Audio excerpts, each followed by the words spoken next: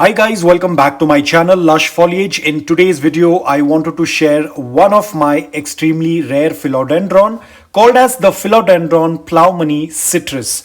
Now there is Plough-Money the regular form as well as the round form. Probably in some other video, I will definitely share those varieties as well.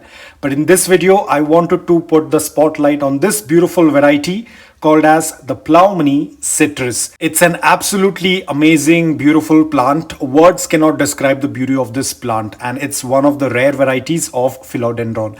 Now, a lot of you guys who are not into philodendrons might happen to feel like all of these plants tend to look alike.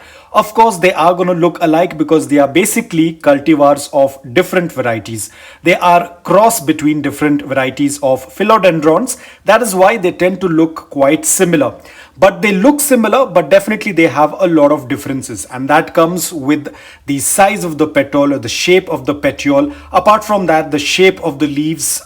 Some of them have heart-shaped leaves, some of them have round leaves. Apart from that, the variegation also tends to change. The color of the leaves also tend to change, but these are very minute differences. Overall, if you are a person who just looks at a philodendron, might feel that all of them tend to look alike. But of course, there are a lot of difference. Now, a little bit of damage on my philodendron in transit. This is what happens, but overall the plant is in its best condition and it's doing extremely well. Now the soil mix that I have used over here is a very light soil mix. Usually I tend to use a lot of garden soil, but in this pot I have used a very little amount of garden soil, probably 10 or 15%. That's why you could see that the pot was very light to pick it up. It's more of coco peat, leca balls, perlite, pumice, all of these things in order to make the soil mix very light, because a lot of these philodendrons are epiphytic plants, or they like a very loose porous soil mix. That's why I used a huge amount of coco peat, leca balls, pumice and perlite. The soil is loose, well draining, and it retains slight amount of moisture, what our philodendrons love. Very soon it will start to put out a lot of new growth. It has just come in, so it's looking a little bit hampered, but over the period of time it will start to do quite well. I am in absolutely love with the beautiful leaves. The shape of the leaves are amazing. You can see those ruffles on the leaves. This is what tends to make this variety an absolute amazing beauty. Again, as I said, it's quite rare. You might not find it online. You might not happen to find it in local nurseries, not even in bigger nurseries. It's a very rare. After a very long search, I happened to find it online. You might be 2 or 3 sellers might have it online. I'm not very sure, but I was just waiting to get my hands on it, and you can see the reason why. So guys, ensure that this plant, in case if you have this plant or you're planning to get this plant, or if you have similar varieties, please do not expose these plants to direct sunlight. The leaves will get burnt. You have to give them either indirect bright light, filtered light or dappled sunlight. Otherwise, the leaves will get burnt if you're going to give direct sunlight. Afternoon direct sunlight is a complete no.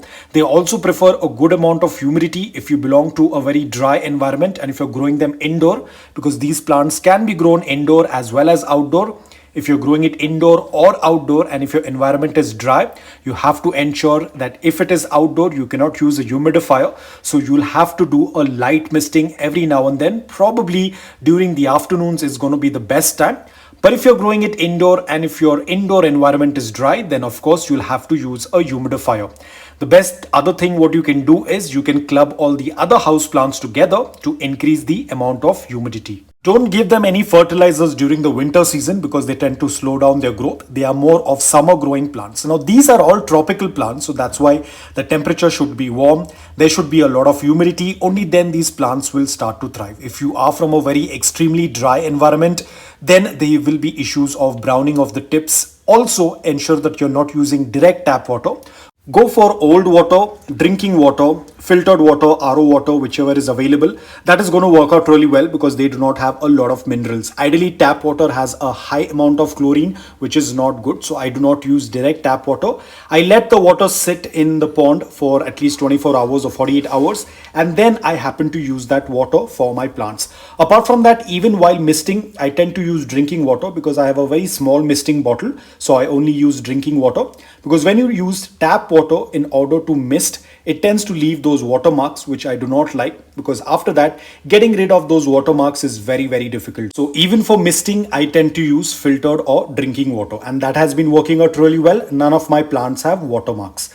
So guys, that's all about it. I hope that you liked this video. If you did, please hit the like button. And if you're new to my channel, please consider subscribing to it. Until then, take care, stay safe, and keep propagating.